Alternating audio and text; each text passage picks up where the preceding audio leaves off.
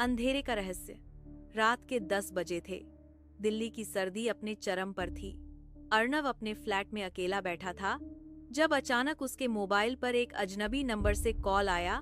वह थोड़ा चौंका लेकिन क्यूरियोसिटी के चलते फोन उठा लिया।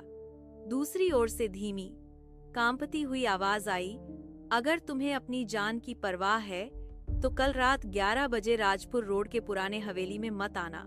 अर्णव ने पूछा, कौन हो तुम? ये मजाक है क्या? लेकिन कॉल कट चुकी थी। अर्णव एक स्वतंत्र पत्रकार था और रहस्यमयी घटनाओं में उसकी खास दिलचस्पी थी। यह कॉल उसे एक कहानी की तरह लगी, एक रहस्य जिसे उजागर करना जरूरी था। अगले दिन उसने राजपुर रोड की उस हवेली की जानकारी निकाली। बताया गया कि वह हवेली पिछले 20 सालों से वीरान है और वहां कई बार अजीबो गरीब घटनाएं हो चुकी हैं। रात को 10:45 बजे अर्णव अपने कैमरे, टॉर्च और नोटबुक के साथ हवेली की ओर निकल पड़ा। सड़कें सुनसान थीं और हवेली एक काले साये की तरह अंधेरे में खड़ी थी। जैसे ही अर्णव हवेली के अंदर दाखिल हुआ, दरवाजा अपने आप बंद हो गया। वह पलटा, लेकिन दरवाजा खुल नहीं रहा था। उसे अब थोड़ी घबराहट होने लगी थी, लेकिन उसके अंदर का पत्रकार डर से बड़ा था। कमरे में एक हल्की सी रोशनी थी, जैसे किसी ने अभी अभी लालटेन जलाई हो। अर्णव धीरे धीरे आगे बढ़ा। एक कोने में उसे एक पुराना लकड़ी का बॉक्स दिखाई दिया। बॉक्स पर धूल जमी थी, लेकिन ऊपर किसी ने ताजा ताजा हाथ रखा था। तभी पीछे से एक परछाई गुजरी।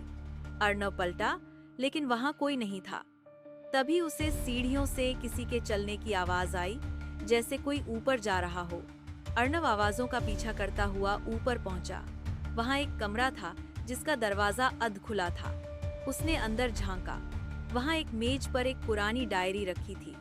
उसने डायरी खोली। उसमें लिखा था, अगर तुम यह पढ़ रहे हो तो शायद वही अंजाम तुम्हारा भी होगा जो मेरा हुआ। मेरा नाम सुरभि है और मैं इस हवेली में 2002 में आई थी एक रिपोर्ट तैयार करने, लेकिन मैं कभी वापस नहीं जा सकी। डायरी में हवेली की अजीब घटनाओं का जिक्र था। चलते फिरते परछाइयां, आवाजें और एक नीली साड़ी वाली औरत जो रात के 11 बजे हर पूर्णिमा को दिखाई देती थी। अर्णव डायरी पढ़ ही रहा था कि तभी खिड़की के बाहर कुछ हलचल हुई। उसने झांका। एक औरत नीली साड़ी में हवेली के बाहर खड़ी थी। उसका चेहरा साफ नहीं दिख रहा था। अर्णव नीचे भागा, लेकिन जैसे ही वह बाहर पहुंचा, औरत गायब थी। तभी उसे हवेली के पीछे से कराहने की आवाज आई। वह दौड़कर वहां पहुंचा। एक गड्ढा था जिसमें कुछ दबा हुआ था। अर्णव ने किसी तरह खुदाई की तो एक कंकाल मिला। उसके पास वही डायरी पड़ी थी जिसे अर्णव ऊपर कमरे में पढ़ रहा था।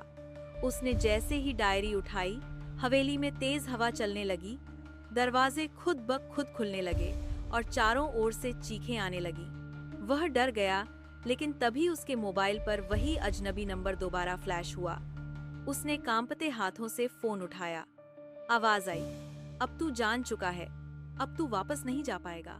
अगली सुबह पुलिस को हवेली के पास एक कैमरा, एक नोटबुक और एक टूटा हुआ मोबाइल मिला। अर्णव का कोई सुराग नहीं मिला। उसकी रिपोर्ट अधूरी थी, लेकिन हवेली अब पहले से भी ज्यादा डरावनी हो गई थी।